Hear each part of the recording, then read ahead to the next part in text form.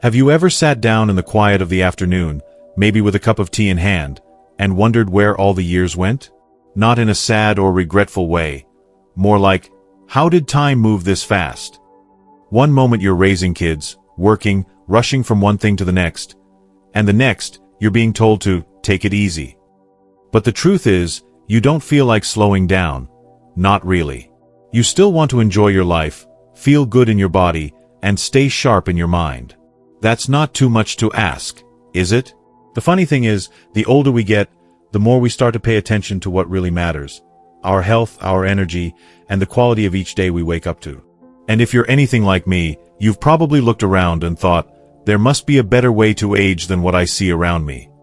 Well, you're right. And believe it or not, some of the answers might come from the other side of the world.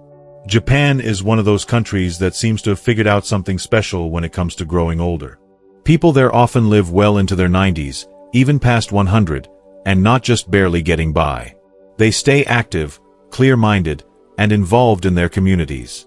So what are they doing that we're not? That's exactly what we're going to talk about today. In this video, I'm going to share 6 longevity secrets inspired by the Japanese lifestyle. Simple, practical habits that you can start using today to feel better, live longer, and enjoy your years more fully. Let's start with the first one, and it might surprise you with how simple, but powerful, it is. Have you heard of Hara Hachi Bu? It's an old Okinawan saying that roughly means eat until you're 80% full. Not 100%, not until you're stuffed.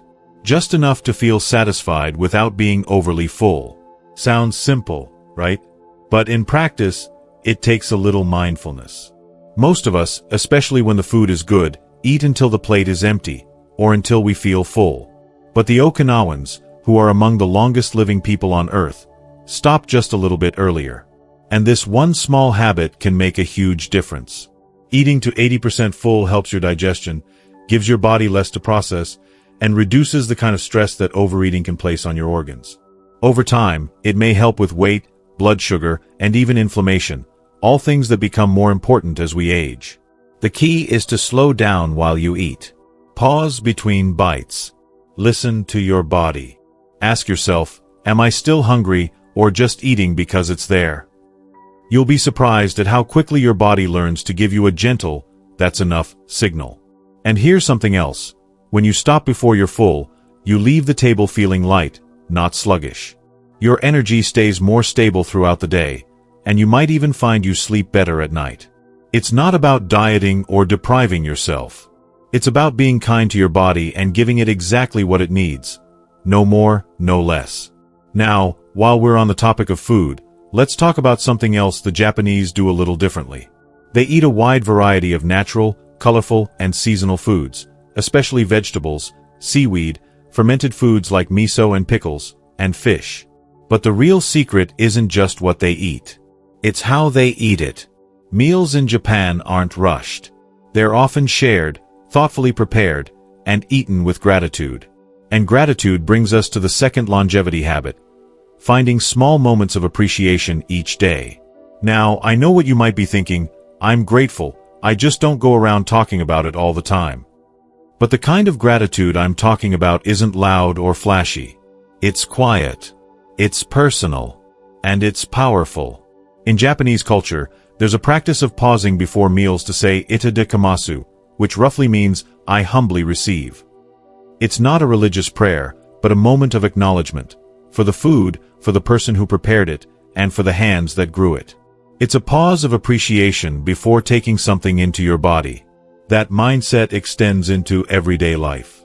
Whether it's watching the cherry blossoms bloom in spring or taking a moment to enjoy the sound of rain, the Japanese are masters at noticing and honoring the small, beautiful things. And guess what? That habit does wonders for your health.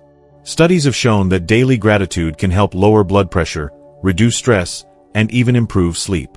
And you don't need a journal or a fancy app to start doing it. Just take a few seconds each morning to notice something good.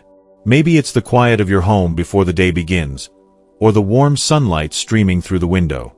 At night, before bed, think of one thing that made you smile.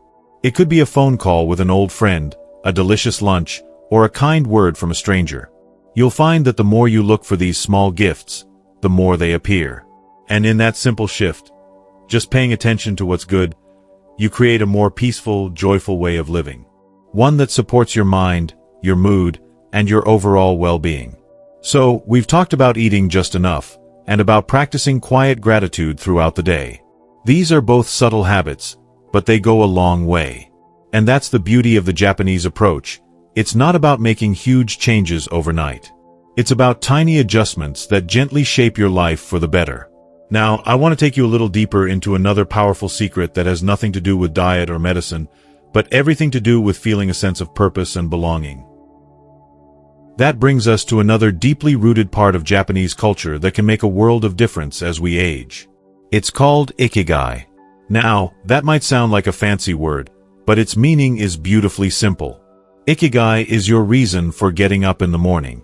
It's that thing that gives your life meaning, even if it's small. For some people, ikigai is their family. For others, it might be a hobby they love, volunteering, gardening, painting, or even taking care of a pet. It doesn't have to be grand or impressive. In fact, it's often the little things that hold the most meaning. What matters is that you feel like you're still part of something. That your presence, your actions, and your time still matter. As we grow older, society tends to nudge us toward the sidelines. Retirement, less responsibility, less noise. And while that might sound peaceful at first, for many, it becomes lonely. That's where ikigai becomes so powerful. It reconnects you with the things that light you up inside. And when you have a reason to get up in the morning, your whole body responds. You feel more energized, more focused, more alive. You don't need to go on a big search to find it either. Start by asking yourself, what makes me feel good? Is there something you've always loved but set aside for years? A project you've been meaning to start? Maybe it's simply calling your grandchildren once a week, or making a weekly meal for a neighbor. These small acts are more meaningful than you might think. In Okinawa, it's not uncommon to see people in their 80s or 90s who still garden every day, teach crafts, or gather with friends regularly. They don't do it for money. They do it because it brings them joy. That's their ikigai. And it might just be the reason they live so long, and so well. Now, speaking of gathering with friends, let's talk about one more essential ingredient in Japan's longevity recipe: community.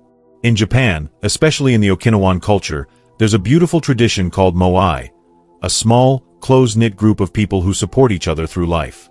Think of it like your circle of trust. These are friends who check in on each other, share meals, help out during hard times, and celebrate the good ones. Imagine having a group of people who always have your back, not just family, but chosen family. People you can laugh with, cry with, or simply sit in silence with on a slow afternoon. That's the power of community. And unfortunately, it's something many of us lose as we age. You might have noticed that friends become harder to keep in touch with, or that people move away, grow distant, or get caught up in their own lives. But here's the thing, it's never too late to build new connections. You don't need a dozen new friends. Even one or two people you can talk to, share time with, or enjoy a walk or coffee together can make a massive difference in your health and happiness. In fact, studies have shown that loneliness can be as harmful to your health as smoking or obesity. That's how important human connection is. And the best part? You don't have to wait for someone to come to you. You can be the one to reach out. Join a local club, take a class, volunteer at a library or animal shelter, or just start saying hello to that neighbor you always see on their porch. Little by little, those small interactions grow into relationships. And before you know it, you'll find yourself feeling more engaged with the world around you. This habit of staying connected, of sharing life with others, creates a sense of belonging. It keeps your spirit young and your heart open. And when you're connected to others, life just feels a little richer, doesn't it? So far, we've talked about eating mindfully, embracing gratitude, finding your ikigai, and building strong connections. These aren't just tips, they're ways of living. And they don't require you to change everything overnight. Just small steps. One change at a time. One day at a time. The beautiful thing is, these habits work together. When you eat in a way that nourishes you, when you take a moment to be grateful, when you have something meaningful to look forward to, and when you share life with others, you start to feel better. Not just physically, but emotionally and mentally too. And that's what true longevity is about. Not just adding years to your life, but adding life to your years. Now, I want to take you even deeper into one more Japanese habit that's gentle on the body and soothing for the soul. Something that might already be part of your routine, or something you can easily add starting tomorrow morning. It's the simple practice of walking, slowly, mindfully, and with purpose. In Japan, especially in smaller towns and rural areas, walking isn't just a way to get from one place to another. It's a lifestyle. People walk to the market, to visit neighbors, or just to enjoy the beauty around them. But it's how they walk that makes the difference. It's not a rushed power walk or a forced exercise. It's unhurried, present, and often done in nature. There's even a term for this, Shinrin-yoku, which means forest bathing. It's the idea of immersing yourself in the sights, sounds, and smells of nature, even if it's just for 20 minutes a day. And no, you don't have to live near a forest to enjoy this. Your neighborhood, a nearby park, or even a garden will do. The idea is to walk slowly, take in your surroundings, breathe deeply, and simply be there. You might hear birds chirping, feel the breeze on your face, or notice how the sunlight dances through the leaves. These little details have a calming effect on your nervous system and your mind. It's not just relaxing. Studies show that walking in nature can help reduce blood pressure, ease anxiety, and improve focus and memory. And for seniors, it's also one of the safest and most sustainable forms of movement. No need for fancy gym memberships or complicated routines. Just a good pair of shoes and some time. So tomorrow, after breakfast or maybe in the late afternoon, put on your shoes and take a gentle stroll. No need to aim for a certain number of steps. Just walk. And if you have a friend or neighbor to join you, even better. It becomes a moment of connection as well as movement. And finally, there's one more Japanese secret I'd love to share with you. It might be the most quiet and invisible one, but it holds incredible power. Simplicity. In Japan, there's a deep appreciation for the uncluttered life. You see it in their homes, their gardens, even in the way they cook and dress. It's not about being minimalist in a trendy way. It's about creating space, peace, and order in your life. As we get older, it's easy for life to become heavy, with objects, routines, and even old thoughts we don't need anymore. But the Japanese have a tradition of letting go. Not just physical things, but mental clutter too. They make room for what truly matters. This can be as simple as clearing out a drawer that's been bothering you, giving away items you no longer use, or finally releasing old guilt or regrets that weigh on your spirit. The act of simplifying, of letting go, is freeing. It opens up space for joy. And it makes your daily life feel lighter. You don't have to do it all at once. Start with one small area of your life or home. Maybe it's your kitchen counter. Maybe it's saying no to something that no longer brings you joy. Or maybe it's just choosing to spend more time in quiet, doing something that feeds your soul instead of draining it. Simplicity also means slowing down. It means taking your time with things, whether it's cooking a meal, sipping your tea, or enjoying a conversation. You don't have to rush anymore. You've earned the right to savor life. And when you do, you'll notice how much beauty is hidden in the ordinary.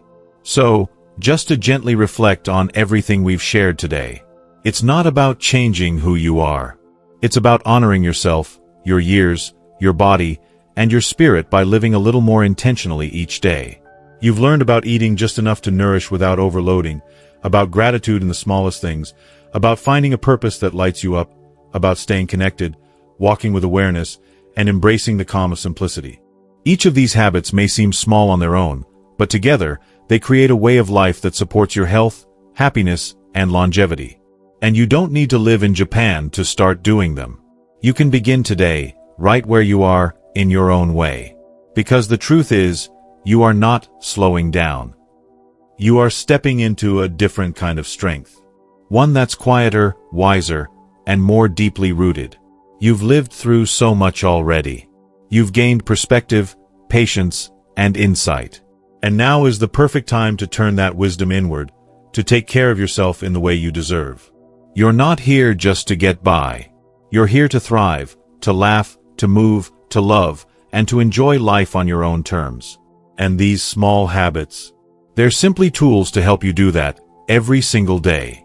So if any of what we talked about today resonated with you, I'd love to hear your thoughts in the comments. Maybe there's something you've already been doing, or something new you're excited to try. Let's share our experiences and support one another. And if you found this video helpful, give it a like and don't forget to subscribe for more uplifting, practical content designed especially for you. There's so much more to explore together. Here's to living your best, healthiest, most joyful life at any age.